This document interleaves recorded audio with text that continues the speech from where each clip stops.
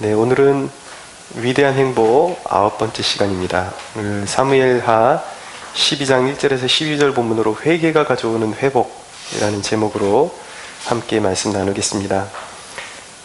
우리가 잘 알고 있듯이 다윗은 그 자신의 충성스러운 부하인 우리아의 아내인 밧세바를 범했습니다. 그것도 모자라서 자기의 그 충실한 부하를 전쟁터에 가장 극심한 그 전쟁의 한복판으로 내보내서 결국 이제 전쟁터에서 죽게 만드는 살인죄를 저질렀습니다. 그런데 그럼에도 불구하고 그의 양심은 망각되어서 여지까지 잘못을 뉘우치지 못하고 있었습니다. 5절에 보니까 이제 나단 선지자가 와서 처음부터 이제 당신이 지은 죄가 이러이러하다 이렇게 지적을 한 것이 아니라 하나의 비유를 들어주자. 그러면서 깨닫게 하는데 이제 그 우양을 많이 가지고 있는 부자가 있고 암양 새끼 하나밖에 없는 가난한 자가 있는데 그 부자에게 손님이 왔더니 그 부자가 자기의 암양 새끼는 아껴서 주지 않고 잡아서 주지 않고 가난한 자의 것을 마치 딸처럼 기르는 그 가난한 자의 것을 뺏어다가 잡아서 손님을 대접했다라는 이야기를 듣게 되자 5절에 다윗의 반응이 어땠냐면 이 일을 행한 사람은 마땅히 죽을 자라. 그가 불쌍히 여기지 아니하고 이런 일을 행하였으니 그 양새끼를 4배나 갚아주어야 하리라. 이렇게 반응을 했습니다. 양심이 무뎌질 대로 무뎌지고 이것이 자기 이야기라는 것을 여전히 깨닫지 못하고 있는 것이죠. 마음이 무뎌질 뿐만 아니라 이미 하나님 앞에 높아져서 이제 교만의 극치를 달리고 있는 것입니다. 교만할 때 사람이 무너집니다. 교만할 때 사람이 죄에 빠지게 됩니다. 양심이 무뎌진 인간은 살인을 저지르고도 자신을 자꾸 정당화시키려고 합니다. 끝내 깨닫지 못하죠. 그런데 그렇게 반응하는 다윗에게 나단 선지자가 비수와 같은 한마디를 이제 던집니다. 그것이 바로 7절인데 나단이 다윗에게 이르되 당신이 그 사람이라 라고 이야기하죠. 당신이 그 사람이라. 이 선지자의 그 말이 오늘날 우리 한국 교회에 울려 퍼진다면 서로 정죄하고 싸우는 일을 많이 멈추게 될 것입니다. 이 시대에 우리 시대의 교회 안에 문제는 무엇입니까? 옳음은 있지만 늘 이것이 옳다, 그르다 정확히 따지는 것은 있지만 자성은 없습니다. 누군가가 잘못한 것은 있지만 자기 자신이 죄인이라는 것은 깨닫지 못하고 있습니다. 회개는 없이 마치 다윗처럼 그런 일을 행한 사람은 마땅히 죽을 사람이다. 은혜를 입지 못할 사람이다. 마땅히 죽어 마땅한 사람이다. 이렇게 손가락질만 있는 교회에는 하나님은 결코 복을 내리실 수가 없으신 것입니다. 그때 나단을 통해서 하나님께서 다윗에게 주신 말씀이 무엇이었냐면 8절을 보십시오. 내 주인의 집을 내게 주고 내 주인의 아내들을 내 품에 두고 이스라엘과 유다 족속을 내게 맡겼느니라. 만일 그것이 부족하였을 것 같으면 내가 내게 이것저것을 더 주었을 것이다 라고 하나님께서 나단을 통해서 말씀해 주셨습니다. 그리고 10절에 보니까 이제 내가 나를 업신여겼다 라고 하나님께서 말씀하셨습니다. 그러니까 하나님이 다윗이 부족할 것 같았으면 그 안에 이미 다윗이 가지고 있는 아내들이 부족할 것 같았으면 구했으면 더 주었을 텐데 그러지 않고 다윗의 마음에 있는 탐욕대로 행했기 때문에 그것이 바로 하나님을 업신여긴 것이라고 말씀하고 있는 것입니다. 탐욕은 하나님을 업신여기는 짓인 것입니다. 여러분, 우리가 살아가다 부족한 것이 있으면 하나님 앞에 구해야 하는 것입니다. 하나님 앞에 구하십시오. 그러면 하나님은 우리가 구하는 것들이 마땅히 우리에게 필요한 것들이라면, 진정으로 필요한 것들이라면 하나님은 주시는 분이십니다. 그런데 인간적인 방법으로 취한 것, 탐욕을 가지고 부족하지 않음에도 불구하고 인간적인 방법으로 취한 것들은 그것은 도둑질인 것입니다. 하나님 보시기에는. 그래서 하나님께서 다윗에게 어떻게 선고를 하시냐면 10절 11절을 보십시오. 이제 내가 나를 업신여기고 햇사람 우리아의 아내를 빼앗아 내 아내로 삼았은즉 칼이 내 집에서 영원토록 떠나지 아니하리라 하셨고, 여호와께서 또 이와 같이 이르시기를 보라 내가 너와 내 집에 재앙을 일으키고 내가 내 눈앞에서 내 아내를 빼앗아 내 이웃들에게 주리니 그 사람들이 내 아내들과 더불어 백주에 동침하리라. 너는 은밀히 행하였으나 나는 온 이스라엘 앞에서 백주의 일을 행하리라 하셨나이다 하니 말씀합니다. 너무나도 하나님께서 다윗에게 냉철하게 말씀하십니다. 이런 재앙이 칼이 영원토록 너희 집에서 떠나지 아니할 것이다. 다윗이 누굽니까? 하나님 마음에 가장 합한 사람이었습니다. 가장 아끼는 사람이었음에도 불구하고 하나님께서 다윗이 죄를 범했을 때에 그것을 눈 감아주시지 않습니다. 영원토록 칼이 너희 집을 떠나지 않을 것이라는 무시무시한 말씀을 주고 계시죠. 왜 그럴까요? 이 대목은 하나님이 그만큼 죄를 미워하신다라는 것입니다. 아무리 사랑하는 자라 할지라도 탐욕을 버리고 하나님이 미워하시는 것들을 공공연하게 일삼는 것에 대해서 하나님은 결코 허락해 주시지 않는다라는 것입니다. 14절에 보니까 이 일로 말미암아 여호와의 원수가 크게 비방할 거리를 얻게 하였으니 당신이 낳은 아이가 반드시 죽으리이다. 나단의 이야기죠. 우리가 탐욕에 넘어질 때에 사탄이 날뛰게 됩니다. 좋아하죠. 그리고 참수합니다. 결국은 하나님을 섬기는 백성이 이렇게 사탄에게 빌밋거리를 줄 때, 조롱할 수 있는 빌밋거리를 줄 때 그것이 하나님의 명예에 큰 해를 끼치는, 하나님의 그 거룩하신 이름의 명예를 훼손하는 잘못을 저지르게 된다는 것을 우리가 기억해야 하는 것입니다. 이 일로 인해서 어떤 결과가 이루어지냐면, 이제 시간이 지나면서 먼저 다윗과 밧세바를 통해서 태어난 첫 아이가 징계로 죽게 됩니다. 그리고 다윗의 자녀들 가운데 아주 문란한 일들이 일어나죠. 아들인 암논과, 그리고 어머니는 다르지만 또 다른 어머니에게서 난 딸 다말이라는 그 여인 사이에서 또 비극적인 일이 일어납니다. 암논이 다말을 이제 욕보이고 이제 또 내쳐버리죠. 그런 사건이 일어나는데, 다말의 오빠가 바로 압살롬이었습니다. 그러니까 압살롬이 그 일에 대해서 이제 마음에 이제 칼을 품고 있다가, 복수심을 품고 있다가 어느 날 이제 다윗의 모든 자식들을, 이제 왕자들을 모아가지고 그 중에서 기회를 봐서 암논을 이제 무참하게 죽여버립니다. 형제들끼리 칼부림이 일어나고 죽이는 그런 사건이 일어납니다.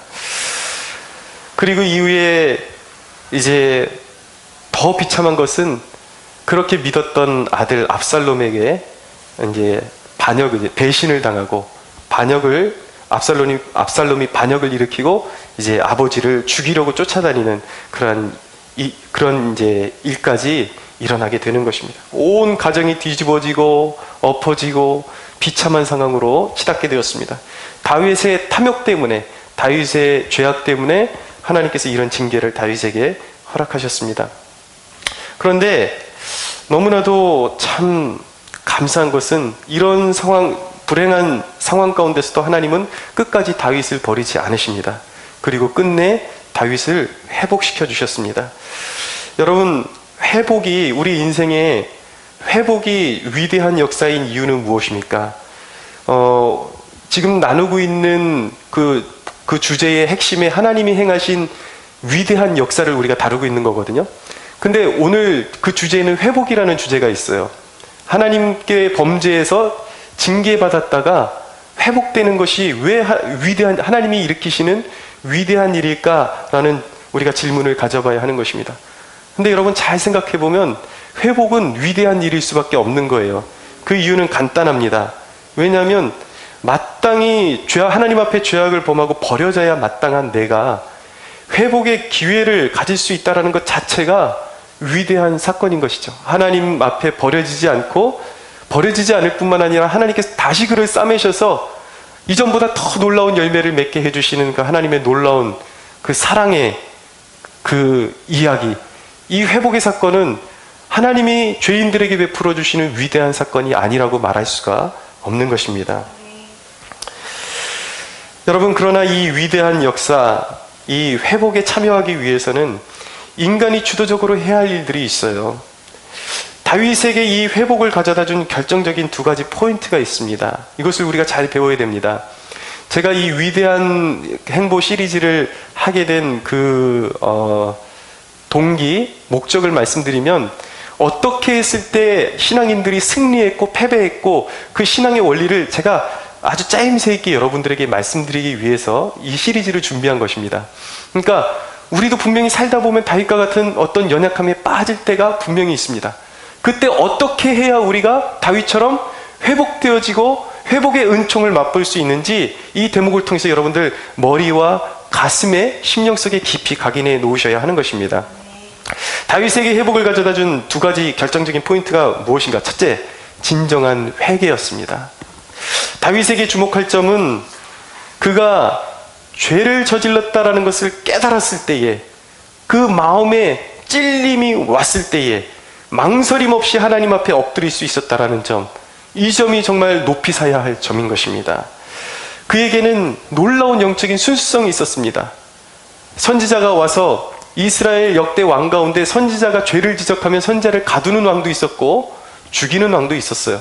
근데 다윗은 선지자가 와서 하나님의 말씀이라고 전하고 당신이 그 죄인이라고 지적했을 때에 그것이 하나님의 말씀이라는 이유만으로 다윗은 그 말씀을 거부하지 않습니다. 그 말씀을 그대로 받아들이고 그대로 꿇어 엎드려서 하나님 앞에 시간을 들이지 않습니다. 시간을 오래 버티지 않습니다. 하나님 앞에 버티지 않고 질책이 있는 말씀이 그대로 자기의 심령에 꽂힐 때 다윗은 시간을 얼버무리지 않고 변명을 하지 않고 그대로 하나님 앞에 고꾸라집니다. 엎드립니다. 이것이 다윗이 가지고 있는 하나의 위대한 성품이라고 말씀드릴 수가 있는 거예요. 여러분, 자기를 하나님 앞에 자신의 죄를 자복하지 않는 사람들이 있습니다. 자기를 정당화시키려고 하는 사람들이 있어요. 이런 사람들의 특징은 무엇이냐면 찔림이 올 때 회개하지 않습니다. 그리고 어떻게 반응하는가? 얼른 남을 비방할 거리를 찾습니다. 보통 사람들의 특징은 그거예요. 나단이 당신은 죄인입니다 라고 그렇게 지적하는 나단을 이제 어떻게 하면 그 나단을 죽일 수 있을까? 어떻게 하면 나단의 흠을 잡아서 끌어내릴 수 있을까를 생각하는 것이 보통 사람들의 마음인 것이죠. 그러니까 악순환이 끊이지 않는 것입니다. 어떻게 해서도 회개의 자리로 나가는 것이 아니라 자기의 허물을 감추고 그것을 지적하고 또 그것을 알게 해준 사람의 허물을 이제 잡아서 끌어내리려고 하니까 이것이 악순환이 되니까 결코 그 악순환이 끊이지를 않는 것이죠. 여러분, 다윗의 양심은 가만히 살펴보면 아주 섬세하게 반응하는 센서와도 같았습니다. 비록 그가 회개하기 전에는 그의 양심이 무뎌지고 마치 양심이 화인 맞은 자처럼 굳어져 있긴 했지만 하나님의 말씀이 그의 심령 가운데 터치되었을 때에 그의 심령이 금세 이전처럼 살아나는 것을 볼 수가 있게 되는 것이죠. 이것은 무엇을 반증하는 것인가? 그의 삶이 평소에 하나님과의 관계를 최우선으로 여기고 살아왔다라는 것을 증거해주고 있는 것입니다. 여러분, 우리에게 이렇게 영민한 양심이 있는지 우리 자신에게 물어봐야 하는 것입니다. 고집부리다가도 그렇게 하면 하나님과의 관계는 파괴될 거야 라는 그 양심의 소리에 모든 자존심을 내려놓을 수 있는 준비가 되어 있는지 우리 스스로에게 물어봐야 하는 것입니다. 여러분은 어떻습니까? 여러분, 다윗을 진실된 회개로 이끌었던 결정적인 원인은 바로 하나님을 제일의 가치로 두는 그의 신앙이 있었기 때문이었습니다. 시편 51편은 다윗이 밧세바를 범했을 때 나단의 책망을 듣고 지은 회개의 시인 것입니다. 그는 시편 51편 10절에서 13절에 뭐라고 하나님 앞에 간절히 고백하냐면 이렇게 고백합니다. 하나님이여, 내 속에 정한 마음을 창조하시고 내 안에 정직한 영을 새롭게 하소서. 나를 주 앞에서 쫓아내지 마시며 주의 성령을 내게서 거두지 마소서. 주의 구원의 즐거움을 내게 회복시켜 주시고 자원하는 심령을 주사 나를 붙드소서 라고 고백합니다. 여러분, 진정한 그리스도인의 마음은 다윗과 같은 이런 마음이 있어야 하는 것입니다. 하나님이 내가 지은 죄 때문에 어떤 벌을 주실지라도 내가 그 어떤 벌도 달게 받을 수 있지만 하나님이 내게서 멀어지는 것만큼은 참을 수가 없습니다라고 고백할 수 있어야 하는 거예요. 다른 벌은 내가 다 받을 수 있어도 하나님께서 내게 성령을 거두어 가시는 것만큼은 나는 견딜 수가 없습니다. 하나님께서 내게 어떤 벌을 주셔도 나는 감당하겠지만 하나님 그것만큼은, 하나님의 성령을 내 안에서 거두어 가시는 것만큼은 하나님 그렇게 하지 말아 주십시오. 나를 버리지 말아 주십시오. 다윗이 그렇게 고백하고 있는 거예요. 우리가 진정한 그리스도인이라면 그런 마음이 있어야 하는 것입니다. 세상의 모든 값진 것들이 우리 안에 채워져도 영적인 만족이 채워지지 않으면 살 수 없다라는 고백이 있어야 우리가 하나님 앞에 날마다 새로운 은혜를 공급받을 수 있게 되는 것입니다. 그런데 사람들의 문제는 무엇입니까? 많은 사람들은 갈급함이 조금 있는 것 같다가도 육체의 만족이 조금 채워지면 자신의 영적인 빈곤에 대해서 더 이상 생각하지 않는다라는 것입니다. 육체적인 것만 좀 채워지면 곰핍했다가 좀 육체적인 것만 채워지면 더 이상 갈급해하지 않아요. 왜냐하면 육이 만족하니까. 그것이 반증하는 것은 무엇입니까? 그가 영적인 그리스도인이 아니라는 것입니다. 그가 육적인 그리스도인이기 때문에 육이 채워지면 거기서 만족하는 것으로 끝나버린다라는 것이죠. 그러나 우리는 그렇게 돼서는 안 되는 것입니다. 우리는 영적인 갈급함이 있어야 하는 것입니다. 우리가 하나님 앞에 회개할 때에도 하나님 어떤 것도 내가 감당할 수 있지만 주여 내게서 성령을 거두시는 것만큼은 주여 허락하지 말아 주십시오. 하나님 내게 어떤 것을 주실지라도 세상에 어떤 보화를 얻고 명예를 얻어도 하나님 내 마음의 한켠에 있는 영적인 갈급함은 채워지지 않습니다. 하나님 내게 주신 것들이 모두 다 하나님의 은혜이지만 나는 정말 성령으로 충만함을 받기를 원하고 성령으로 내 갈급함이 채워지는 것을 날마다 경험하기를 원합니다 라고 고백할 수 있는 사람이 진정한 그리스도인임을 믿으시기 바랍니다. 아멘. 저와 여러분들이 그런 사람이 되었으면 좋겠습니다. 여러분, 우리는 성령께서 우리의 마음에 가책을 주시고 우리의 마음의 회개의 촉구를 하시면서 두드려 올 때에 하나님 잘못했습니다. 나의 양심이 어두워져서 하나님과 분리되는 고통의 나락으로 떨어지지 않게 하옵소서 라고 고백할 수 있어야 하는 것입니다. 다윗은 시편 51편 17절에 이렇게 고백합니다. 하나님께서 구하시는 제사는 상한 심령이라 하나님이여 상하고 통회하는 마음을 주께서 멸시하지 아니하시리이다 라고 고백합니다. 사랑하는 여러분, 하나님이 우리의 진심을 받으신다는 사실에 감사할 수 있게 되기를 원합니다. 우리가 죄악을 범할 때에 우리가 아무리 하나님 앞에 부르짖어도 하나님께서 우리를 받아주시지 않는다면 우리는 갈 곳이 없는 것이죠. 그러나 우리에게 소망이 있으면 우리의 진실된 마음으로 하나님 앞에 잘못했다고 고백한다면, 할 수 있다면 하나님은 미쁘시고 우리의 의로우사 우리를 모든 불의에서 깨끗게 하시는 자비와 용서의 하나님이심을, 우리가 용서의 하나님이시기 때문에 소망이 있음을 우리가 믿어야 하는 것입니다. 우리가 이제 새벽에 로마서를 묵상하고 있는데, 로마서 8장에 보면은 그리스도 예수 안에 자에게는 결코 정죄함이 없다라는 그 말씀을 하시죠. 여기서 결코 정죄함이 없다라는 말씀, 이것은 구원에 있어서 결정론적인 표현인 것입니다. 우리가 예수 믿을 때에 앞으로 구원의 약속이 이미 내 안에서 이제 구원의 약속을 받은 거예요. 그건 반드시 성취될 거예요. 그러니까 이제 앞으로 성취될 약속을 이미 받은 것이죠. 그러니까 어떤 의미에서는 구원이 이미 우리 안에서 이루어졌다라고 볼 수도 있는 것입니다. 그런 의미에서 결코 정죄함이 없다라는 의미를 사용하는 것이지만, 그것이 하나님께서 우리의 영혼을 버리지 아니하시고 끝내 우리를 천국으로 받아주시고 구원해 내신다는 사실이 하나님께서 죄를 가볍게 여겨주신다거나 우리의 죄를 그냥 눈 감아주신다라는 뜻은 아니라는 것을 우리가 기억해야 합니다. 하나님은 반드시 죄를 다스리시지만 다함이 없는 회개의 기회를 우리에게 주셨다라는 뜻을 가지고 있는 것이 결코 정죄함이 없다라는 말씀에 담긴 의미인 것입니다. 여러분, 이건 굉장히 은혜로운 말씀이에요. 결코 정죄함이 없다. 이 말씀은 끊임없이 우리가 살아가는 동안에 우리의 연약함 때문에 죄악에 빠진다 할지라도 끊임없이 우리가 회개의 자리에 나갈 때 하나님께서 예수 그리스도의 보혈의 공로로 우리를 씻어주시고 용서해 주신다라는 것을 말씀하고 있는 것입니다. 할렐루야. 네.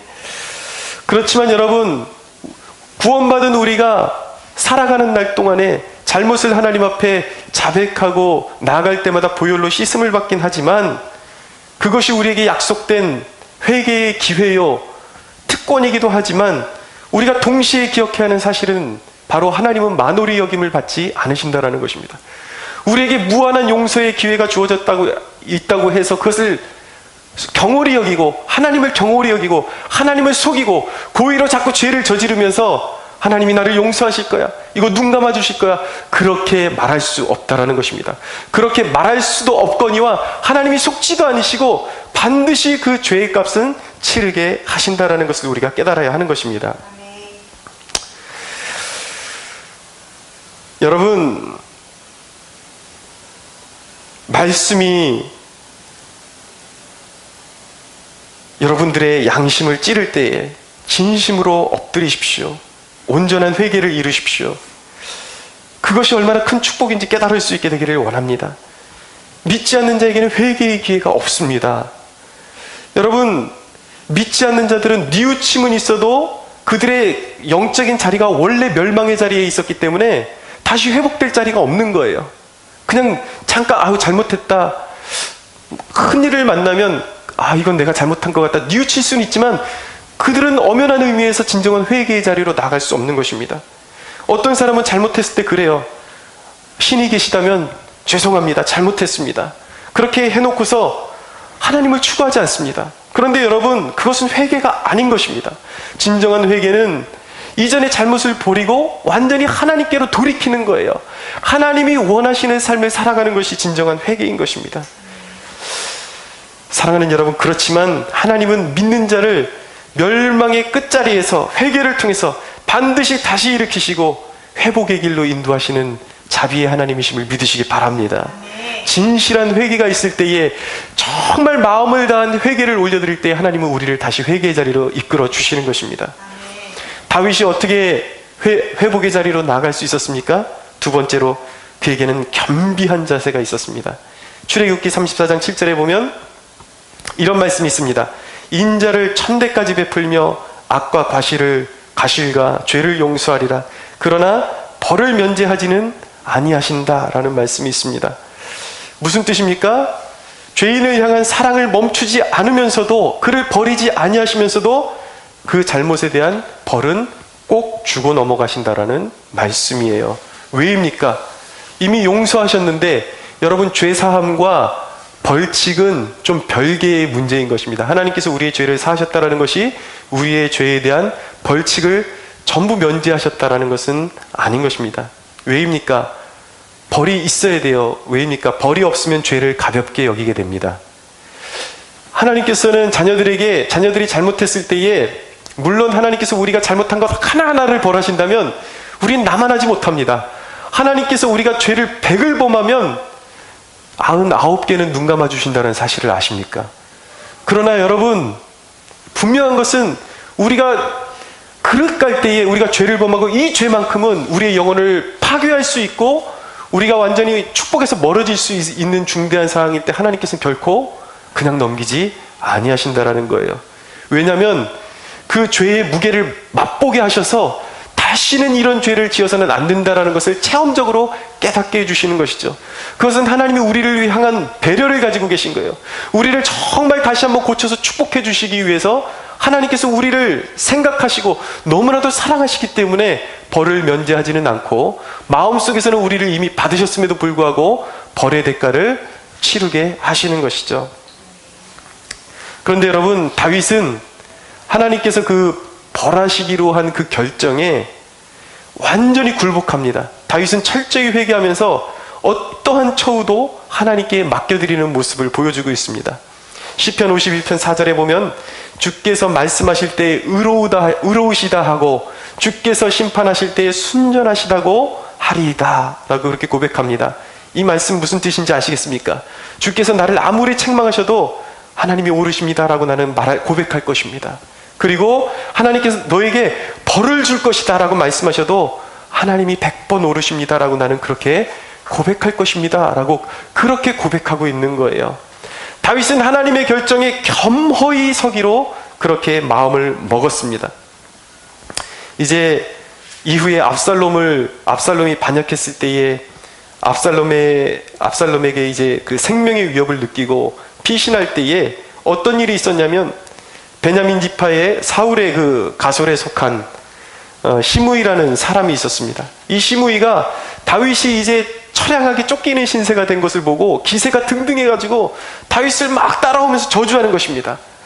그것이 사무엘하 16장 5절에서 12절 말씀인데 한번 들어보십시오.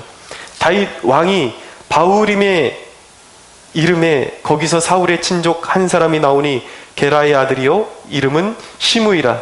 그가 나오면서 계속하여 저주하고 또 다윗과 다윗 왕의 모든 신하들을 향하여 돌을 던지니 그때의 모든 백성과 용사들은 다 왕의 좌우에 있었더라. 시므이가 저주하는 가운데 이와 같이 말하니라. 피를 흘린 자여, 사악한 자여, 가거라, 가거라. 사울의 족속의 모든 피를 여호와께서 내게로 돌리셨도다. 그를 이어서 내가 왕이 되었으나 여호와께서 나라를 내 아들 압살롬의 손에 넘기셨도다. 보라, 너는 피를 흘린 자이므로 화를 자초하였느니라 하는지라. 스루야의 아들 아비새가 왕께 여짜오되 이 죽은 개가 어찌 내 주 왕을 저주하리이까. 청하건대 내가 건너가서 그의 머리를 베게 하소서 하니 왕이 이르되 스루야의 아들들아, 내가 너희와 무슨 상관이 있느냐. 그가 저주하는 것은 여호와께서 그에게 다윗을 저주하라 하심이니 내가 어찌 그리하였느냐 할 자가 누구겠느냐 하고, 또 다윗이 아비새와 모든 신하들에게 이르되 내 몸에서 난 아들도 내 생명을 해하려 하거든 하물며 이 베냐민 사람이랴. 여호와께서 그에게 명령하신 것이니 그가 저주하게 버려두라.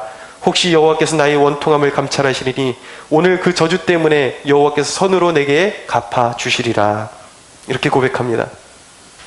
놀랍지 않습니까, 여러분?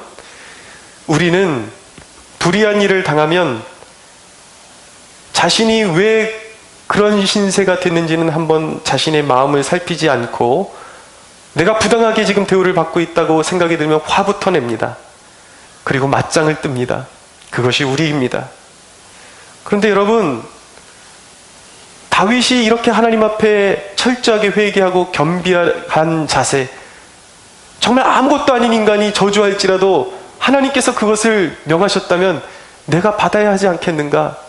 내가 이 정도는 낮아져야 하지 않겠는가? 여러분, 이렇게 어떻게 겸비할 수가 있었을까요? 그래서 정말 놀라움을 주는 것입니다. 왜냐하면 다윗은 구약의 인물이었기 때문이에요. 여러분, 구약의 인물들은 하나님의 영광의 그림자를 경험한 사람들입니다. 예수 그리스도를 통해서 나타내신 완전한 그 구속의 성취를 맛본 사람들이 아니라 하나님의 약속을 희미하게 맛본 사람들인데, 이런 놀라운 영적인 통찰력과 하나님 앞에 겸비함을 가지고 있었다는 것 자체가 우리에게 주는 도전이라는 것이죠. 왜입니까? 구약시대의 사람들은 다가올 메시아를 바라보고 있었고 하나님의 영광의 그림자를 바라보고 있었어요. 그러나 신약시대를 살아가는 저와 여러분들은 이미 이 땅 가운데 오셔서 완전한 하나님의 영광을 나타내신, 그리스도를 통해서 나타내신 완전한 하나님의 영광을 읽고 보고 성령을 통해서 체험한 사람들이기 때문에 다윗보다도 우리가 더 큰 은혜를 누리고 있는 사람들이라는 것을 여러분들 깨닫고 계십니까? 다윗은 영광의 그림자를 보고 믿은 사람이지만 우리는 완전한 영광을 경험한 사람들이 어떤 의미에서는, 그런데도 불구하고 신약시대를 살아가는, 오늘날을 살아가는 우리 그리스도인의 영적인 모습은 다윗처럼 겸비한 모습을 너무나도 찾아볼 수가 없다는 것입니다. 하나님 앞에 이렇게 죄악 가운데 깨닫게 해주셔도 고집을 부리고 회개하지 않고 하나님 앞에 엎드러지지 않는 완고한 모습을 보이고 있는 것이 우리의 현실이라는 것이죠. 어떻게 된 노릇이냐는 거예요. 그러니까 여러분, 구약의 인물들의 이 신앙이 보통 신앙이 아닌 것입니다. 우리는 더 많이 봤음에도 불구하고, 다윗보다 더 확실한 것을 봤음에도 불구하고 이런 영적인 겸비한 자세가 없다라는 것이 참 슬픈 일인 것입니다. 오늘날 그리스도인들은 하나님 앞에 이것 달라 저것 달라 구하는 것은 많지만 진실된 회개는 잃어가고 있습니다. 우린 사람들이 조금만 비난해도 못 견뎌합니다. 우린 비난당할 때 하나님 앞에서 내 자신이 얼마나 뻣뻣한 존재인지를 깨달아야 하는 것입니다. 왜 이런 상황이 허락되었을까? 왜 아무것도 아닌 저 사람이 나를 이렇게 비난하는 것일까? 자존심 상하죠. 그것은 사실이에요.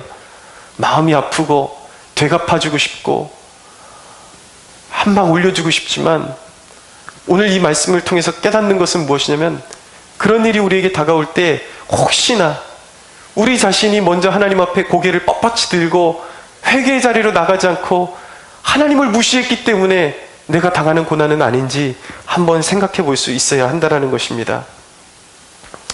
여러분, 우리가 구약의 인물들보다 더 인내를 가져야 하고 더 참아야 하는 이유는 무엇입니까? 그것은 하나님의 온전한 영광의 광채이신 예수 그리스도께서 이 땅에 오셔서 우리를 위해서 수치를 당하셨기 때문입니다. 벌거벗김을 당하시고 채찍질 받으시고 군인들은 그를 주먹으로 쳤습니다. 그를 조롱했습니다. 그에게 침을 뱉었습니다. 주님이 우리를 위해서 그런 수치를 당하셨어요. 그분이 우리를 위해서 그런 수치를 당하시고 우리에게 한없는 용서와 은혜와 자비를 입혀주신 것입니다. 자신은 모욕을 당하시고 우리에게는 완전한 은혜를 입혀주시고 완전한 사랑을 입혀주셨어요. 여러분, 하나님의 아들이 받으신 그 수치를 통해서 우리에게 주어진 그 은혜는 그냥 값싼 은혜가 아니에요. 예수 그리스도께서 모든 수치를 당하시고 저주를 받으셔서 우리에게 안겨주신 은혜임을 믿으십시오. 아멘. 할렐루야. 아멘. 네.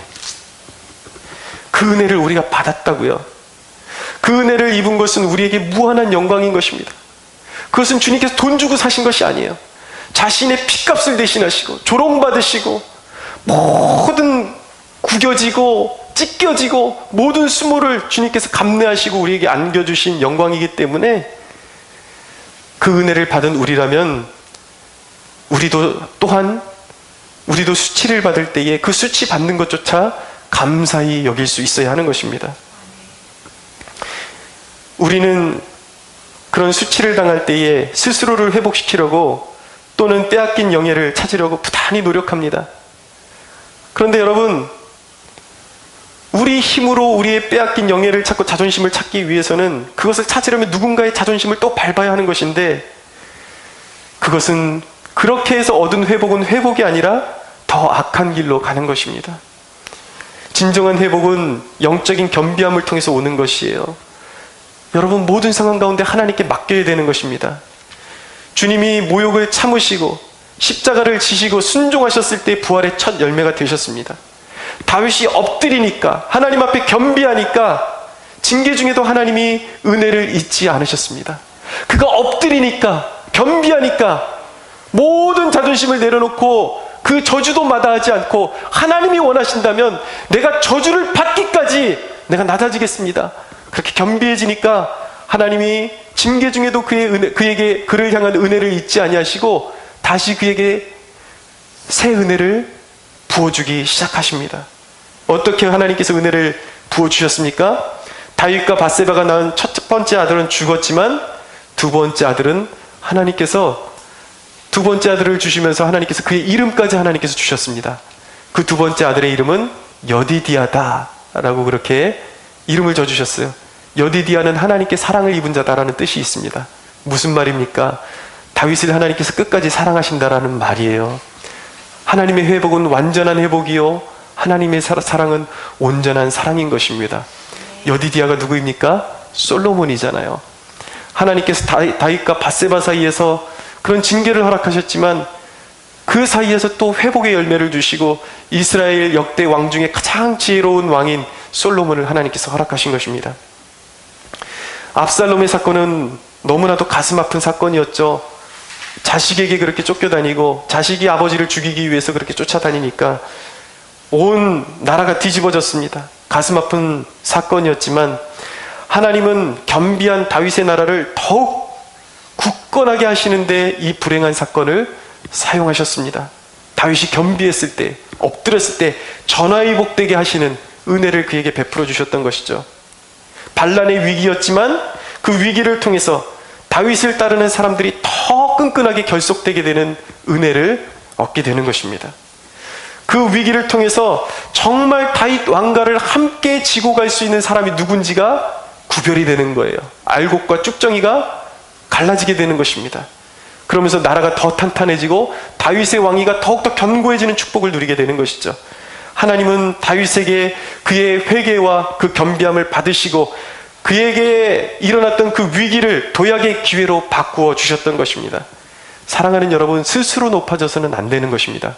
우리가 회개하고 겸비하면 하나님이 높여주시는 것입니다. 하나님이 높여주셔야 하는 것입니다. 할렐루야.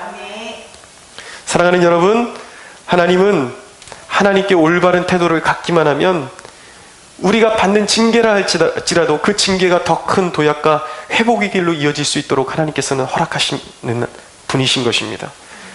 우리의 기도가 응답되지 않는 이유, 또 성령의 감화를 자꾸 잃어가는 이유, 우리의 영혼이 기력을 잃어가는 이유는 혹시 하나님 앞에서 죄를 인정하지 않고 겸비하지 못한 우리의 고든 목 때문은 아닌지 우리가 오늘 살필 수 있어야 하겠습니다. 사랑하는 여러분, 성령의 감화를 잃지 마십시오. 십자가의 은혜를 저버리지 마십시오. 여러분, 정말 성령의 감화가 내 안에 있고 십자가의 은혜가 늘 뭉클하게 우리의 가슴 가운데 있다면, 내 안에 있다면 지금 기도 응답이 조금 딜레이 되더라도 그것은 괜찮은 것입니다. 그것은 하나님께서 징계 때문에 우리의 기도의 제목을 미루시는 것이 아니라 우리의 영혼이 바른 상태에 있다면 하나님의 때가 이르지 않았기 때문에 기도의 응답이 지연되고 있는 것 뿐이에요. 우리의 영혼이 하나님과 바른 상태에 있다면 하나님, 우리의 간절한 소원과 기도의 제목은 하나님의 때에 반드시 이루어지게 되어 있는 것입니다. 하나님은 우리의 삶의 기력이세요. 능력이세요. 주권자이세요. 하나님을 우리의 인생 가운데 가장 우선순위에 두면 우리는 자존심을 굽히고 우리의 잘못을 지적받을 때, 죄를 깨닫게 하실 때 우리는 하나님 앞에 엎드릴 수가 있는 것입니다. 여러분들이 엎드릴 때에 하나님은 반드시 다윗처럼 회복의 길로 인도해 주실 줄로 믿으시기 바랍니다. 우리 하나님께 영광의 박수 올려드리겠습니다.